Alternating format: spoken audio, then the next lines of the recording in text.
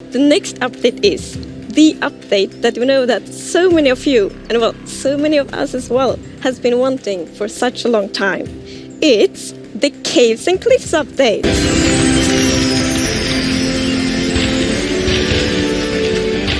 This is not a drill. Repeat, this is not a drill. The cave update is here for Minecraft. We're going to dive into that in this video. If you haven't subscribed already, hit that subscribe button. Let's go. First things first is look at this brand new cave biome. Holy cow, is this beautiful. Now this is the Lush Caves biome, and as we're going down through here, I just want you to look at how beautiful this is. So you'll notice on the side there are some glowing berries. Those are going to be apparently edible. Really interesting stuff. They glow, so this is going to be someplace I assume you won't be able to see a lot of creepers. And just look at it. It reminds me of kind of like an oasis, so to speak, or something you'd find in like a fancy hotel as like a courtyard scene. Very different from what we're used to seeing in the biome, in the caves. Nonetheless, it's absolutely beautiful. Speaking of caves, they also improved cave generation, which is really, really cool to see. And one of the things they did add was that water actually flows across all the different caves. So in theory, you could, as you're about to see here, you could kind of swim down underneath one of the caves and you could pop up in a totally different place, which is, I think, really, really cool when you think about it. Because before, obviously, if you put a block where a waterfall started, that was it. But now it looks like all the waterfalls are connected. I think that's really cool. And just look at the size of this cave. Like, this is way different than anything we've seen before. Normally, if I were to get something like that, I'd have like a TNT and I would have been exploding it. Very cool stuff. The waterfalls are amazing. And what I really thought was interesting is they mentioned you could go rafting in caves. That sounds amazing. And once this cave update comes out, I definitely want to try that. And speaking of cave rafting, here's a clip for you. Look at that. Just bouncing down. Not a care in the world.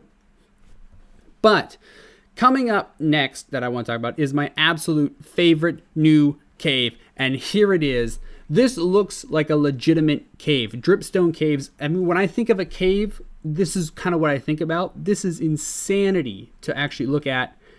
And the fact that they even pulled this off is crazy to me. And I can't wait to find this in my real Minecraft world and to really mess around with it. And you can see here, if you fall on it, you can do some real damage, which I am really 100% for. The next new and exciting feature from Minecraft is called the sculk growths. And what's really neat about these is they sense your vibration and they send out a signal, which can activate redstone. Really, really interesting stuff. So anything like placing a block, a snowball, an arrow, even a piston, all of that will activate this basically. Really, really interesting. But what's also interesting is that wool acts as kind of like a buffer. So you can direct where the signal goes, and that'll be really, really helpful and unique with the redstone. It even allows, and you're going to see in just a couple seconds here, it'll even allow for wireless redstone usage, which is just mind-boggling to me that even exists. But here it is, and it's just another insane invention from Mojang that they've added. Moving on, we have another insane new mob. So I don't know if I mentioned this earlier or not, but the sculk growths are only found at the very, very bottom coordinates. So like on the very bottom, like 1, 2, 3, 4, 5 kind of coordinates. The bottom of the caves. There's a new mob. And it is scary. It is blind, which is bizarre, but it's blind. And it senses your vibration. So as you're kind of bouncing around towards the bottom, as you can see here, there's kind of like a new, I don't even want to call it like a dungeon or a cavern or something like that. But it'll sense your vibration and it will attack you. And what's crazy about this is you're going to kind of watch this fight go down. He's wearing all netherite armor. All netherite armor with a netherite sword. And it will still provide a lot of damage. So you can see here, he's blind. He's only going off of vibrations. But as he tries to escape, it'll sense him. And it will start coming right at him. And look at how fast he is. Well, actually, you have to wait a couple seconds here. Look at how quickly he goes after. Like, once he figures out where he is. Okay. There we go. There we go. See that? There's the speed. There's the speed that I was talking about. It's like he's going to try to bounce away, but he is right at him. And it is... Look at that. That was one hit. That's insane. Look at how many hits... There we go. He's dead. Look at how many hits it took. That is an insane new mob. I can't wait to battle it. Another new interesting biome. We're quickly moving along here. And I honestly... I get the excitement about this this new biome, but I don't really see a huge purpose. The only main thing I got out of this was that these crystals are used for making a telescope, which is a really cool idea, and I love the idea, and it's neat. You can see very close, and but I don't see the real purpose behind those crystals yet. Maybe there will be when it comes closer. I don't know. What is exciting though? Copper. I am hyped about copper. Probably my favorite new item that was added in this whole update. That includes the caves, that includes the Dripstone caves, all that stuff. This is my new favorite ore in the game, and I definitely will be harvesting copper when this comes out. And my favorite part about this is because normally copper turns green. That's why the Statue of Liberty is green. But take a look at this. It'll actually turn green in the game. It's crazy. I'm already thinking of ideas on how to use copper in this game. But in addition to that, you can also craft a lightning rod, which I think will be very helpful because I always have wooden roofs. And that's bad if lightning strikes. So definitely a plus there. Minecraft definitely thinking ahead here. But look at how awesome that looks with the lightning strikes and the copper roof. I'm loving it. I'm loving it. Moving on, we have another amazing new feature, bundles. Bundle and save, but this is insane too. So a lot of us have been asking for more storage space. Minecraft delivered tenfold. I mean, look at how much this person is getting inside of their bundle. Such a weird word to say it though, bundle. But I mean, look at how much they're getting in. That's a lot of space that you're saving. So I'm really hyped about bundles. And I think you should too, because bundles are awesome.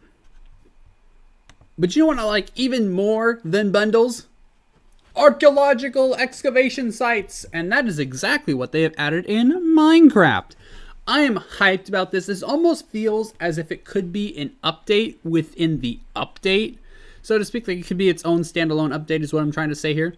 It's very cool because it added a whole bunch of things like the brush that you see in your hand. But it also almost gives off like a mini game type feel. Like you're trying to find things within the game, which I think is an amazing addition. And in listening to how they were talking about this, talking with actual people in the field, it makes this all the more awesome. And I hope it actually gets people excited about archaeology. That's what it is. But another neat thing is you can actually find useful things in this. So like you saw him find a diamond block, but unfortunately he destroyed it.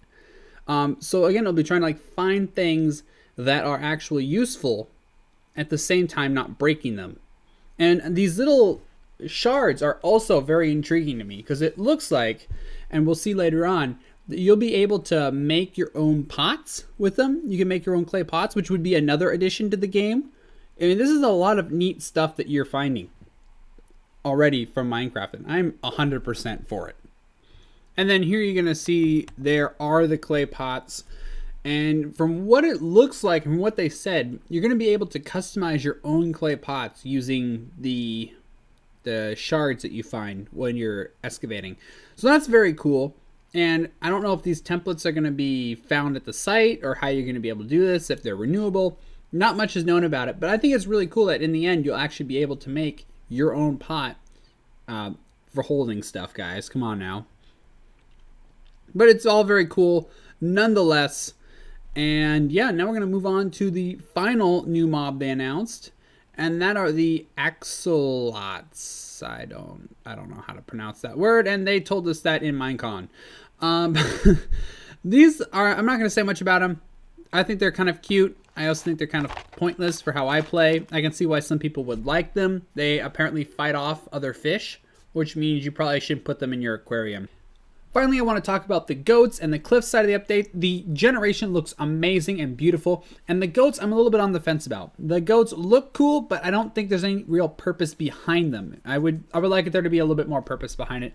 And also, you know, we voted in the glow squid this year, so who only knows how well that will go. Anyways, if you like this kind of content, leave a like down below. Tell me what your favorite part of the new update is going to be. We out.